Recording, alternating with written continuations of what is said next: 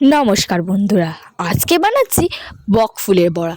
এই বক ফুলটা কিন্তু খুবই উপকারী একটা ফুল সর্দি আর কাশির পক্ষে।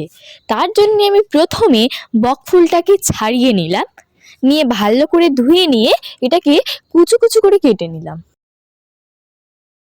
এবার এর ভিতরে দিয়ে দিলাম 2 চামচ বেসন, 1 চামচ কর্নফ্লাওয়ার, কিছুটা পরিমাণ সুজি, লবণ, জিরের গুঁড়ো, ধনে গুঁড়ো আর গরম মশলা। এরপর দিয়ে দেব কালো জিরে, কুচিয়ে রাখা লঙ্কা, টমেটো আর ধনিয়া পাতা, কিছু পরিমাণ চিনি দিয়ে এর ভিতরে একটু একটু করে জল দিয়ে আমি সুন্দরভাবে এটা মিক্স করে নিয়েছি। দেখুন এটা আমার হয়ে গেছে।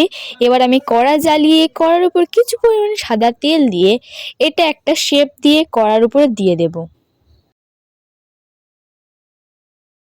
এর এক পিঠ আমার ভাজা হয়ে গেছে, এবার অন্য পিঠ ভেজে নেব। দেখুন এটা লাল লাল করে ভাজা হয়ে গেছে। এবার এটা আমি একটা প্লেটে তুলে নেব। এই রেসিপিটা আপনাদের কেমন লাগলো অবশ্যই কমেন্টে জানাবেন, আর এই রেসিপিটা করতে ভুলবেন না।